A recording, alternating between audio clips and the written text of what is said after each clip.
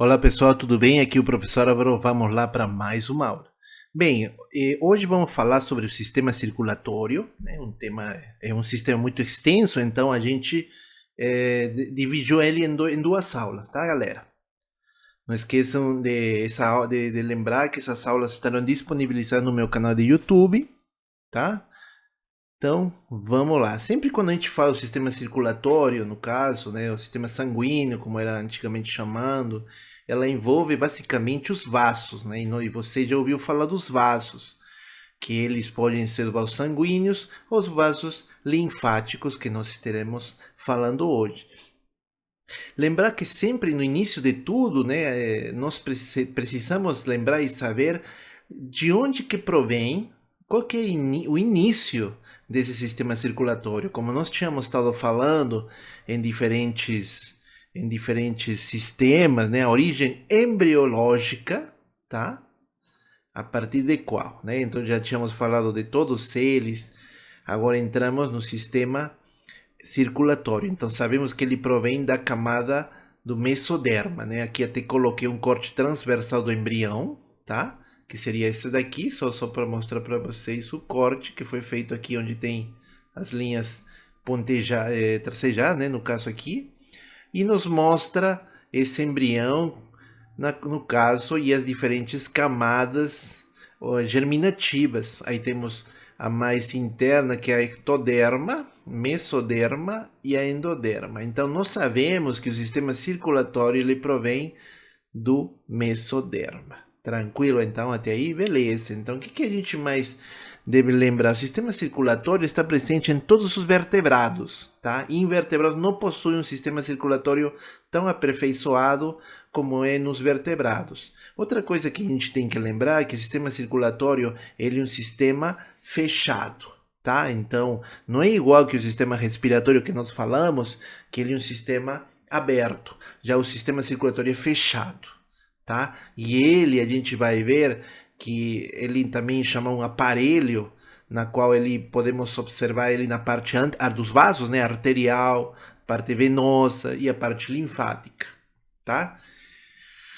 Que mais? Ele se encontra em posição ventral, no caso, né? Ou posição superior também podemos falar que ele é, se for animais, né? Mas no homem na posição superior, né? Já vamos falar disso, né? Onde se encontra alguns dos órgãos principais do coração, por exemplo, né?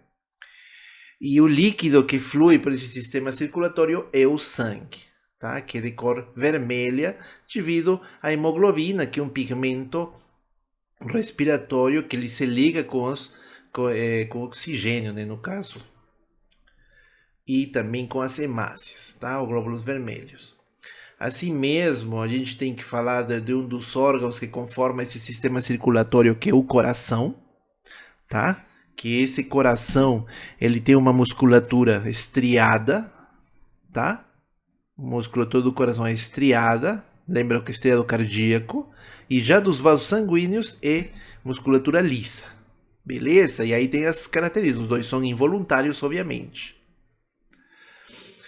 Normalmente ele serve para quê? Para transporte interno, tá? Como nós tínhamos falado nos vertebrados, ele é mais evoluído do que nos invertebrados.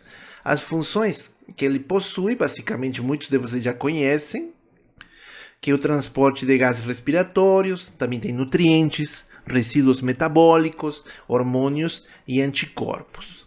Tá? Quando a gente associa com alguns órgãos especificamente, ele é de vital importância, por exemplo, com o sistema circulatório e os rins, já que eles vão em conjunto, eles conformam e fazem a manutenção do meio interno, do corpo inteiro. Por quê, professor? Porque eles vão remover substâncias tóxicas e patogênicas através do rim, né? E aí entraríamos na formação da urina. Mas ela se inicia a partir do sangue que vem do sistema circulatório. Assim também a gente pode falar dessa associação do sistema circulatório, tá? Quando a gente fala sistema circulatório CS, mais músculos e tegumento, né? Músculos, já sabemos, já estudamos, e tegumento, que é a pele, né? O que é tegure, né? De revestir. E eles estão envolvidos em conjunto para quê? Para gerar e regular a temperatura, tá? Calor, gerar calor também dependendo, né? E regulação da temperatura. Beleza, pessoal? Até aqui, tranquilo? Então vamos lá. Sabemos que esse sistema circulatório dos vertebrados da gente, né? Falamos de forma geral, né? Porque não é somente humanos, sino todos os animais vertebrados possuem esse sistema circulatório. Obviamente, tem algumas variáveis diferentes, né? Então, ela é composta por dois componentes, que é o sistema vascular, tá? Que é composto por quem? Pelo coração, os vasos sanguíneos e o sangue, né, no caso. E o sistema linfático, que também ele vai ter, ele não tem coração, né, não tem uma bomba, mas ele tem o que a gente vai falar de válvulas. Então, sabemos que a ligação entre artérias e veias, ela vai se dar pelos capilares, tá? Que é a junção, no caso, das artérias e das veias. Sabemos que também que ele é um sistema fechado, como tínhamos falado. Os fluidos dos tubos saem através do seu sangue. Ele vai se movimentar através dos mecanismos, como é a difusão, a osmose e a pressão hidrostática. Se esses mecanismos não funcionarem corretamente, os fluidos vão ficar presos. E isso vai provocar o quê? O inchaço.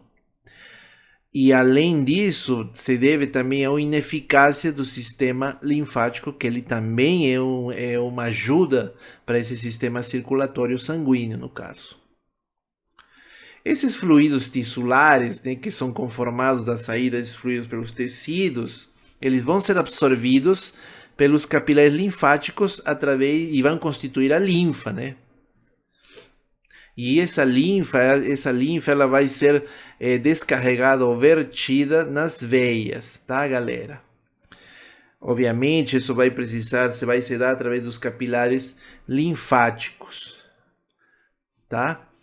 E no caso, também podemos ver se esses capilares linfáticos do trato digestório, principalmente absorvem gorduras das cadeias longas digeridas, tá? O coração, ele exerce pouca pressão para movimentar o sangue venoso e nenhuma para movimentar a linfa. Então, ele não trabalha, como a gente estava falando, não trabalha com o sistema linfático. Ele somente trabalha com o sistema sanguíneo, tá? A movimentação dessa linfa, ela vai acontecer pelos fenômenos de respiração também. Já vamos explicar por que bem essa parte. Beleza, muitos invertebrados inferiores apresentam seios linfáticos, né? Que pulsam fracamente. Seriam como corações linfáticos, mas assim, 10 a 20% que eles ajudam, no caso, a bombear, no caso, o líquido linfático. Bem, aqui só a parte da embriologia, né? Que nós tínhamos já falado brevemente. O sistema circulatório apresenta maior variação individual do que qualquer outro sistema, tá? E isso se dá através das veias, né, que são extremamente adaptáveis, tá? Elas são totalmente regulares, né? A gente vai ver essa característica. E além também disso, que podemos ver que tem enxertos de veia dentro de uma artéria. Isso pode acontecer, aconteça isso. Vai haver uma transformação da veia para artéria, pode acontecer. E isso se dá através de processos de anastomose. A anastomose geralmente vai acontecer mais em artérias, mas também pode ter algumas em veias. A divisão do sistema circulatório, nós tínhamos falado, o sistema circulatório vai se dividir em sistema cardiovascular e sistema linfático. O sistema cardiovascular, coração e vasos sanguíneos, e o linfático, órgãos linfáticos e vasos linfáticos, porque também tem os órgãos linfáticos que nós vamos falar também. As funções do sistema cardiovascular, ela vai ser transporte de gases, calor, nutrientes, transporte de resíduos metabólicos e transporte de hormônios que são secretados pelos órgãos endócrinos. A localização e o tamanho do coração, ele se encaixa conforme a capacidade da caixa torácica, tá? Com a capacidade da caixa torácica que estamos observando aqui, tá? E o coração ele vai se encontrar obviamente na parte central, ligeiramente inclinada para o lado esquerdo, e isso normalmente causa uma série de mudanças morfológicas nos órgãos adjacentes. Ele está no mediastino também, né? Não esqueçam isso. As delimitações do coração, elas se dão através do quê?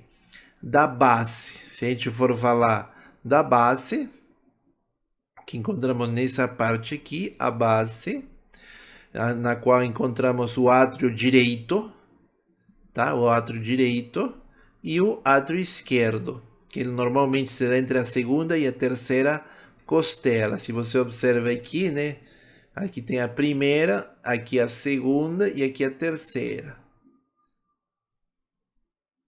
Aí temos o ápice, que é essa parte aqui, mostrando que o quinto espaço é no quinto espaço intercostal, né, no caso. Então, 1, 2, 3, 4, 5 aqui, ó, que é o ápice. A face diafragmática, que ela vai encaixar basicamente com o ventrículo direito e o ventrículo esquerdo, tá? A fase diafragmática, isso vai depender bastante, né, se no processo de inspiração e expiração. E a face intercostal, que é a face anterior, né, que é a ligação com as costelas, né, que se encaixa aqui pela frente. Tá? Essas são as delimitações do coração, com a base, o ápice, a face diafragmática e a face intercostal. O que podemos falar mais desse coração? Ele tem os envoltórios, tá? Como por exemplo o pericárdio, que é um saco membranáceo de paredes duplas, que ele está conformado pelo pericárdio fibroso e um pericárdio seroso.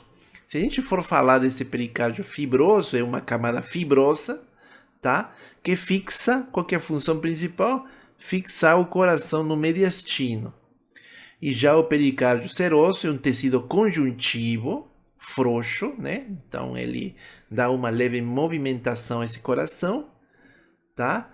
E no caso, ele se adere fortemente à superfície do coração. São coisas totalmente diferentes, tá? E nelas a gente vai encontrar ainda a cavidade pericárdica, tá? Onde vamos ter líquido pericárdio, que seria nessa região. Aqui tem a cavidade pericárdica. Todo esse espaçamento onde ele se encontra aqui é a cavidade pericárdica. Aqui só mostrando para vocês como é que é um corte dessa parede do estômago, do coração, na qual observamos o que nós estávamos falando agora dos envoltórios, né, do pericárdio, né? No caso, aí vamos ter o mais externo possível, é o fibroso, tá? Esse pericárdio fibroso presente. E aí tem todas as outras camadas que estaremos detalhando nos próximos slides. Temos também, depois desse pericárdio, vamos ter o epicárdio, o miocárdio e o endocárdio. Tá? Aqui está errado, viu, galera? É miocárdio. Tá? Como está aqui. O epicárdio é o pericárdio visceral. Tá? Não esqueçam disso, é o que se adere na víscera, no caso no coração. E o miocárdio é o músculo, tá? E essa espessura varia, né, de acordo com a resistência da câmara em bombear sangue. E temos o endocárdio, que ela reveste, que é essa fina camadinha aqui que está mostrando, reveste o miocárdio internamente e é formado por tecido conjuntivo, tá? Suas dobras desse endocárdio formam as válvulas cardíacas, tá? Que a gente vai falar delas, as válvulas cardíacas importantíssimas durante o processo da circulação sanguínea.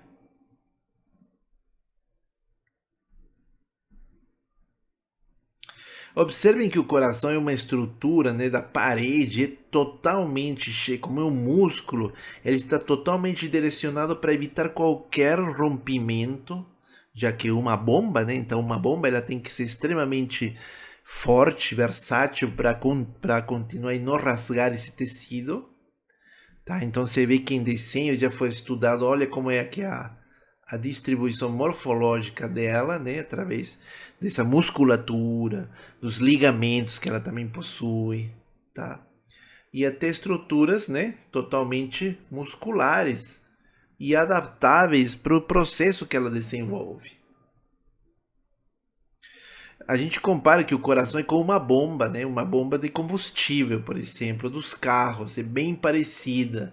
Então, mesma coisa, isso vai ser possível também através das válvulas, né, que possui esse coração. Aqui um desenho meramente ilustrativo para ver essa classificação. Então, o coração como bomba, né, ela necessita obviamente de câmaras, das válvulas que direcionam o fluxo e paredes extremamente compreensíveis, ou seja, né, que dilatem, que tenham uma elasticidade e uma resistência grande. Né? Então, das câmaras a gente que vai ir falando. As cavidades cardíacas com câmeras, que a gente vai falar, tem o átrio direito, no caso, isso é uma cavidade, tem o ventrículo direito aqui, né? O que divide os ventrículos direito e esquerdo vai ser o septo interventricular, que ele é grosso, né? E aqui podemos observar até que a parede do ventrículo esquerdo ela é a maior. Ele é mais grosso porque é aí que se inicia, é que inicia o bombeamento do sangue. Então, por isso que ela é mais desenvolvida. E aqui tem o átrio esquerdo e o que divide os átrios é o septo interatrial. Beleza, galera? Aqui só mostrando para vocês o sulco coronário, que é onde se insere as artérias coronárias, que a gente vai estar falando aqui, né? O sulco coronário. O surco intervertebral, que é aqui também, que estou marcando. E aí tem o anterior, né? Aqui no caso é o anterior. E tem também o posterior, que está atrás. Eu vou mostrar aqui na peça para vocês entenderem. Aqui estou mostrando a peça, na qual podemos observar aqui a face auricular. Tá? A parte da frente. A aurícula esquerda, onde se encontra o átrio esquerdo, tá? Aqui a aurícula direita, onde se encontra o átrio direito. Aqui o ventrículo direito e o ventrículo esquerdo. Aqui o ápice, lembra que tínhamos falado o ápice? E a base seria toda essa parte aqui, né? O que mais podemos observar? Tem a artéria aorta aqui presente, o tronco pulmonar que vai sair de onde? Do ventrículo direito, tá? Já a artéria aorta, ela vem do ventrículo esquerdo, tá? O sulco coronário, que a gente estava falando agora há pouco, né? E o sulco interventricular, tá? Aí tem várias características que não é o caso a gente entender, mas a gente tem que se posicionar referente a essas partes principais.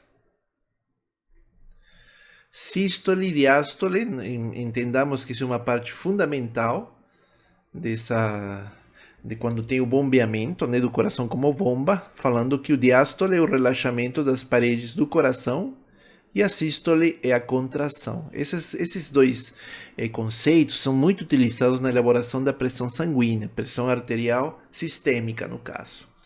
Então se observa que quando tem uma diástole atrial, o que é a diástole? É um relaxamento, então o sangue ele vai para onde? Para o ventrículo. E no ventrículo vai ter o quê? Uma sístole. E aí uma contração. Então esse ventrículo direito, ele vai expulsar esse sangue através, no caso, do tronco pulmonar. Tá? E aí ele vai se dividir, obviamente, né, para o direito e esquerdo do pulmão, porque ele vai para o pulmão. E aqui só observa para vocês, temos uma diástole arterial. Tá? Então, que na diástole um relaxamento das artérias, tá? E diástole arterial e ventricular, né, que está levando sangue. E assim sucessivamente, gente, tá? Senão a gente vai demorar demais. É só você entender o que está acontecendo, que isso a gente vai falar quando tenha a grande circulação. Aqui um vídeo para vocês observarem, tá? Do funcionamento do coração, muito legal. Assistam, por favor. Agora vamos falar das válvulas cardíacas, tá? Ou também chamadas, elas dividem, né, os átrios e os ventrículos, pois a gente chama válvulas atrioventriculares.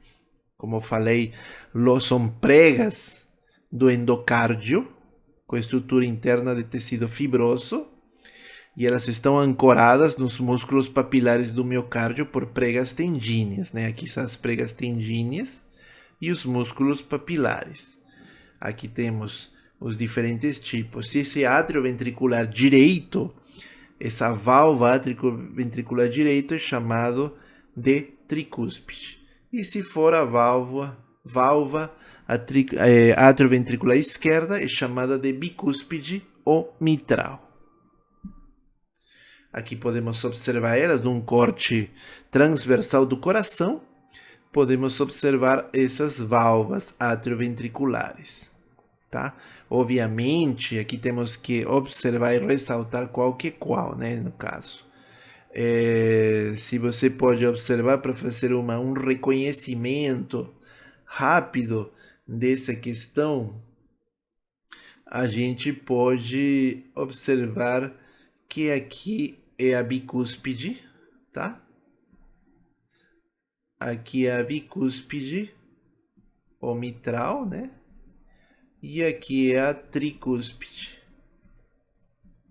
Por que que tem 3 válvulas, né? Como tínhamos... bom, ainda não falamos, mas a gente vai especificar o quê? Então, quando é a bicúspide, elas são 2 válvulas, tá? E quando é a tricúspide, no caso, são 3 válvulas, como estamos mostrando aqui, ó. Aqui tem 3 válvulas, aqui somente tem 2. E as válvulas semilunares, que elas não são atrioventriculares, elas são arteriais, tá? Essas válvulas arteriais impedem o retorno do sangue para os ventrículos, estão localizadas no tronco pulmonar e na saída da artéria aorta. Então, você pode observar aqui. Se é a válvula aórtica, obviamente, está na artéria aorta. E se for a válvula... no caso, a válvula que envolve a pulmonar, né? A pulmonar, que é do tronco pulmonar. Aqui tem outro vídeo mostrando, no caso, como se dá esse processo, no caso das válvulas, tá? Dá uma olhada. Outra coisa interessante é você observar as bulhas cardíacas, que são chamadas como tum-tá. Tá? E o tum, o som do tum está associado com o fechamento das válvulas ventriculares no início da sístole. Lembra, sístole é o quê? Sístole é relaxamento ou é contração? É contração, né? E o tá está associado com o fechamento das válvulas semilunares no final da sístole. Beleza? E isso você observa, né, quando você vai utilizar o esfigmomanômetro. O que mais podemos observar? Os vasos sanguíneos transportam o sangue e eles vão se encontrar através, no caso, dos capilares. Eles, obviamente, vão trocar de gases, nutrientes e metabólitos. Isso nós sabemos muito bem, tá? Isso vai se dar através do quê? Do capilar, do leito capilar.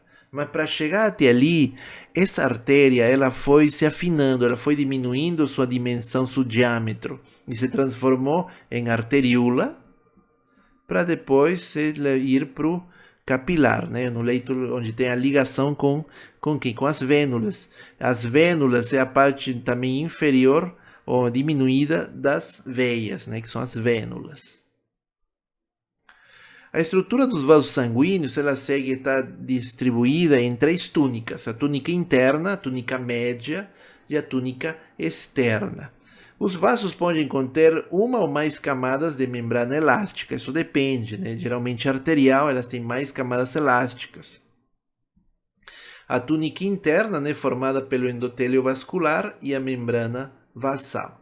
A média, formada por fibras musculares lisas, e a externa, ou também chamada de adventícia, é relativamente fina e formada por tecido conjuntivo e fibras elásticas. Então observa aqui o que nós estamos falando nessa parte das túnicas. A parte interna tem a luz, né, que estou mostrando para vocês, a luz que é a cavidade, né, desse vaso, o endotélio vascular, e seguido com quem? Com a membrana basal, que eles vão formar a túnica interna ou íntima, também chamado, tá, galera? Depois tem a túnica média, que é conformada por musculatura lisa e membrana elástica. E a túnica adventícia também, beleza? Mesma coisa, isso vai acontecer nas veias, só que aí muda, né? Porque nas veias a gente encontra outras estruturas que não tem internamente nas artérias, que são as válvulas, tá? As válvulas que ajudam no retorno venoso. Beleza? Já vamos falar disso.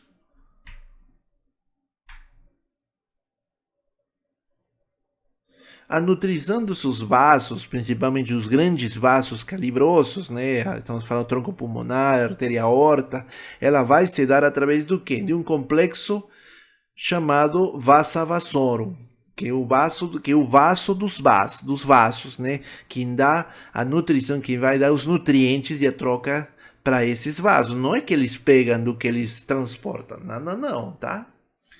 Aqui mostrando só uma imagem de ressonância e mostrando aqui você vê o grande vaso e tem as raizinhas dela, né, que se inserem, no caso, são elas que se inserem para conformar, né, no caso, o que seria o complexo vasa vasarum que está aqui, né? Só mostrando para vocês. Aqui a parte interna, a túnica íntima, a túnica média e a túnica adventícia. Então ela se encontra entre a túnica adventícia e a túnica média. A estrutura das artérias, elas são elásticas, né? Então, por exemplo, a aorta e o tronco pulmonar, eles vão possuir uma túnica média mais espessa, elas são elásticas, porque elas têm que ter uma bastante elasticidade para manter a pressão sanguínea, senão o bicho pega, o diástole cai e o sístole aumenta, e é todo um desequilíbrio que dá, né? Um desequilíbrio disso provoca o que nós chamamos da pressão, da hipertensão arterial sistêmica. Agora, as artérias musculares, aquelas que estão inseridas nos músculos, obviamente, né, que está conformado por todos os músculos do corpo, a maioria das artérias do corpo. O que eles falam específico? Que a túnica média é constituída basicamente de fibras musculares, tá, galera? Então, aqui você vê uma artéria elástica, que é a primeira, que pode ser da aorta ou do tronco pulmonar. Você vê essas linhas assim, todas tortinhas, essa é a artéria elástica, e tem muita mesmo. Agora, já vem na artéria muscular, que já não é a mesma coisa, não. Eles não tem muito, não tem quase nada dessa artéria, dessa parte elástica, né? A estrutura das arteriolas, tá? Que lembra que eu falei que a parte menor das artérias, eles são vasos com diâmetro menor do que 0,5 milímetros, numa túnica média espessa, com pouco tecido elástico, porque elas não precisam, na verdade, bombear nada, então é pouquíssimo que elas possuem. E o papel principal é no controle do fluxo sanguíneo para os capilares, tá? Ela simplesmente é a parte final, né, do transporte do sangue. Aí temos esses capilares, apresentam paredes muito finas. O diâmetro delas, observa quanto que é, 0,5 milímetros, com um diâmetro de 0,01 milímetros. Tá? Ela só possui células endoteliais, tá? Por uma fina camada laminar basal, então elas não têm túnica média nem túnica externa. As estruturas das vênulas agora, né, que possui uma camada de endotélio interno, circundada por uma túnica externa fina, tá? As vênulas maiores possuem uma camada pequena de células musculares, né, como você pode observar aqui. Na verdade, né, esse aqui é das arteriolas. Aqui, essa grandona, observa aqui. Esse daqui das vênulas. E esse daqui é das arteriolas, tá? Beleza, galera? Vamos lá, então. Obviamente, tínhamos falado que é uma camada média delgada, elas possuem válvulas, tá? Que ajudam para o retorno venoso, que isso só tem nas veias, não tem em artérias, tá, galera? E que muitas vezes esse retorno venoso, ele pode causar algumas patologias, algumas doenças, como por exemplo as varizes, né? Quem já viu, é porque teve, né, um mau retorno venoso, problemas genéticos no sangue, etc, etc. Os grandes vasos da base do coração, obviamente a gente vai falar, né? Aqui na parte anterior, temos o tronco pulmonar, aqui é a artéria aorta, tá? A artéria aorta está presente. Também temos aqui nessa artéria pulmonar, o tronco pulmonar, aqui na face posterior, dá para observar muito bem. Tá? Aqui a parte posterior, né? Com esta cama vista posterior e aqui a vista anterior. Então, o que mais observamos? A veia cava superior, tem mais observamos na parte posterior, e a veia cava inferior, tá? Veia cava superior e a veia cava inferior. Aí, o que mais observamos também na parte posterior? As veias pulmonares, tem um par de veias pulmonares, aquelas que trazem o sangue com oxigênio, né? Ah, mas professor, não era a veia pulmonar que leva sangue sem oxigênio? Sim, mas nesse caso é diferente, tá, galera? Os grandes vasos também da base do coração, que a gente podemos especificar, né, através, por exemplo, da artéria aorta, né, que ela se subdivide em diferentes tipos de artérias, tá? Que aqui esse seria o tronco braquiocefálico, esse aqui do meio é a carótida comum esquerda, tá? Que é esse aqui mesmo o nome. E essa daqui, que é a subclávia, né? Essa última daqui, que é a subclávia, tá? Isso a gente vai ver na prática com maior detalhe.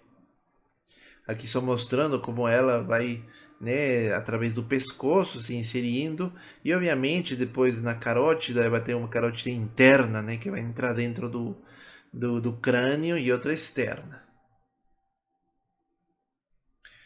Como o sangue é bombeado, basicamente, né, o sangue vai ser bombeado através dos ventrículos. Então, se você observa aqui, imaginemos, chega o sangue com CO2 através no que? Das veias cavas, se a veia cava inferior, a veia cava superior, elas vertem esse sangue tanto nos átrios, nas aurículas, tá?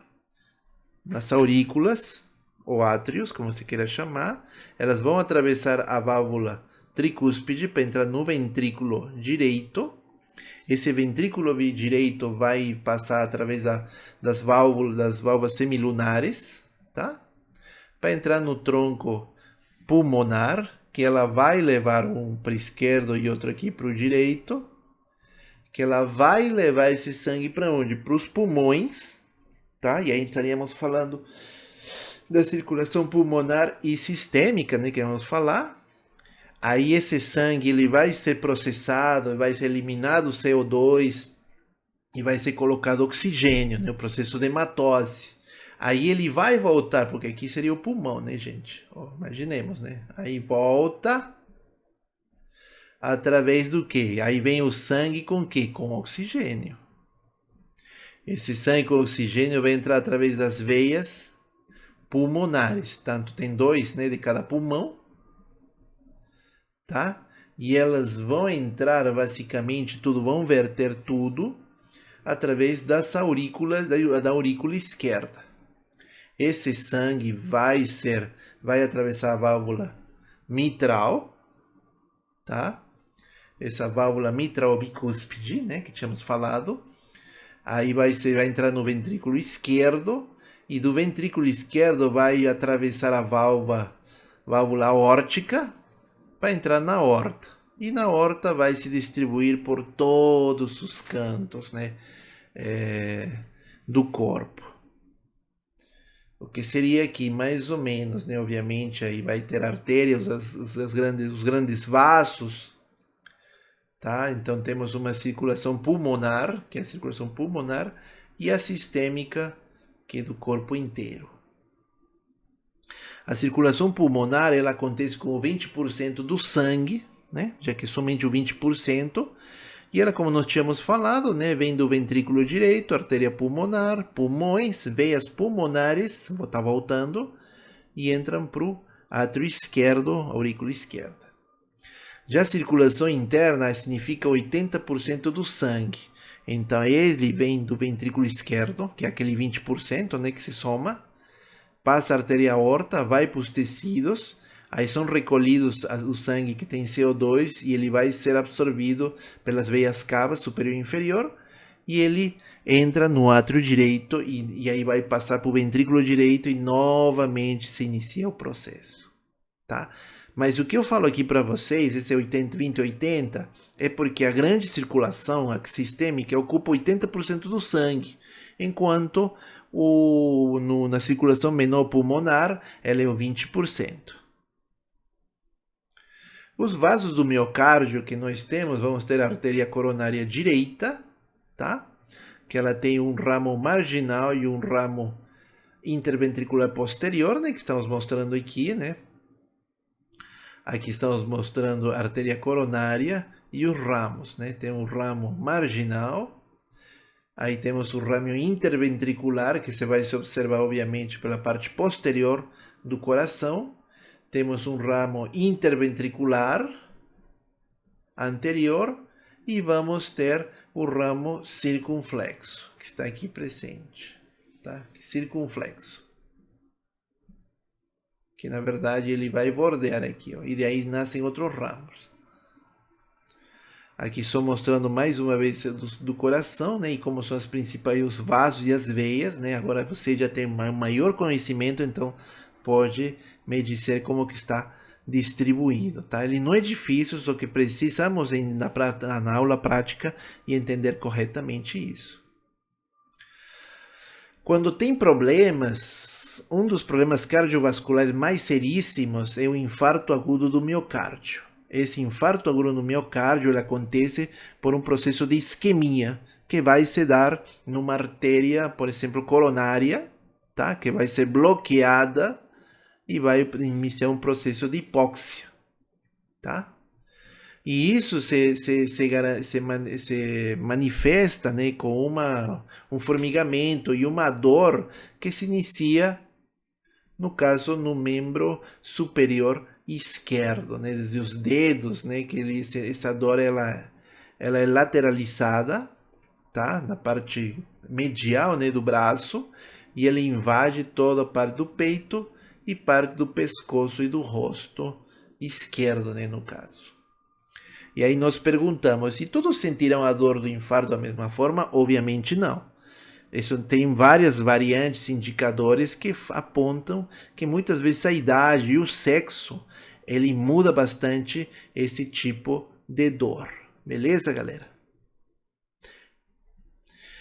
Aqui, quando tem um paciente que tem um eletrocardiograma, que ele é medido para ver como que está esse paciente. Então, você pode observar que ele vai ter, no seu eletrocardiograma, ele tem várias mudanças. Então, aqui, desse ECG, podemos mostrar as diferenças que eles mostram, né, dependendo do segmento que tem, né, no caso, que vocês vão ver isso com maior clareza, no caso na fisiologia, mas dependendo onde aconteceu esse infarto, o ramo que foi atingido, lembra que a gente falou agora há pouco dos ramos? Então isso vai influir bastante como é o desenvolvimento dessa doença, tá, galera? O sistema arterial vai ser constituído por essa grande parte de vasos que observamos aqui. Nós vamos ver na prática como que ele se desenvolve, né? Artérias do membro superior, né? Você pode já anotar no seu caderno, né? Principalmente para nós da área da saúde, né, que a gente tira, retira sangue, aplica medicamentos, saber o sistema venoso no caso aqui arterial, no caso desses pacientes, né? Então tudo se inicia, se for ver, na artéria aorta, aí vem o tronco braquiocefálico, que se divide, né? Lembra que tínhamos falado? Artéria comum esquerda e subclávia. O braquiocefálico se divide em subclávia direita, carótida comum direita. Se for a subclávia na axilar, né? Estamos falando da axila, vai na braquial, né? Que está nessa parte aqui, que a axila é por aqui. Aí ela vai para quê? Para a radial direita e a radial e a ulnar direita, para chegar no arco palmar, tá? Esse do membro superior. Você percebeu? Não é difícil, só que tem que seguir, tem que lembrar essas questões aqui. Se a gente for ver, né, se for nos grandes vasos da cavidade abdominal e torácica, né, vamos tem vários tipos dele que nós observaremos na prática. Dos membros inferiores vai se iniciar com quem? Com a artéria abdominal, né, que estamos mostrando aqui, a artéria abdominal, que ela vai se dividir, né, no caso que a gente vai estar observando, na ilíaca comum direita e ilíaca comum esquerda. Aí temos que a ilíaca externa direita vai se dividir na femoral direita, aqui, por exemplo. E daí vai a poplítea, tá? A poplítea, que dá para ver na parte posterior, você pode até colocar e você sentir que tem um tumta, tá? Aí essa poplite ela vai se dividir em tibial anterior, que é esse daqui, ó. Tibial anterior e tibial posterior, tá? No caso. A tibial anterior, que é esse daqui, vai se dividir dorsal do pé, que é esse daqui, e nas dorsais e depois, né, nas metadorsais e nas digitais, né? Já não precisa entrar em tanto detalhe. Tá, galera? Então você observa como é que é essa parte. Não é difícil não, viu? Já o sistema venoso, obviamente, né, pelas veias, né, e tudo isso, ele segue todas essas veias que estamos observando aqui. Se for as veias do membro superior, por exemplo, parte através da veia cava superior, obviamente, essa veia cava superior vai se transformar depois na braquiocefálica, tá? Essa braquiocefálica direita, tá? Aqui, né? Já saiu daqui e se transformou na braquiocefálica direita. Aí depois tem um ramo dessa braquiocefálica que vai para a jugular externa e a jugular interna, tá? Que está observando aqui. Depois ela vai se transformar, como estamos seguindo aqui nessa parte. Ela vem a cefálica, né? Aí tem outra que se divide. Aí vem nas axilares direitas, as braquiais, né? Depois vem as ulnares e as radiais para se transformarem nas dorsais, tá? E isso é na parte do membro superior. No membro inferior, obviamente, a gente está falando o sentido que vai, né, do retorno venoso, né? Então, se a gente for iniciar por baixo, põe uma digital dorsal, tá? Que é aqui embaixo. Aí vai subindo para metatarsal dorsal direita. Aí ela vai para o arco venoso dorsal direito, beleza? Tudo aqui, né? Aí entra na safena magna, que é aqui, né? A safena magna, observando, direita. Aí ela, se for a safena magna direita, ela vai na femoral direita, tá? Aqui na femoral direita. E ela vai para a ilíaca direita, ilíaca externa direita, para entrar logo, no caso, na veia cava inferior. Então você tem que seguir esse aqui. Não dá nem como a gente falar, porque Enfim, você pega isso, escreve no teu caderno, que assim você vai entender melhor essa questão. E na prática ajuda bastante. Aqui no caso estamos formando das veias abdominais, tá? Beleza, pessoal? Então essa é basicamente a referência das nossas aulas. Muitas dessas questões que a gente está vendo, que ficou capaz na dúvida, a gente vai ver na aula prática, tá? Porque essa aula não substitui totalmente uma aula de anatomia sobre o sistema circulatório. É só uma ajuda que a gente está te dando. Beleza, galera? Então, não esqueça que esse vídeo vai estar postado no meu canal YouTube, tá? Assista ele, deixa o like, sua dúvida, seu comentário e compartilha para quem precisar. Obrigado, pessoal. Abraço.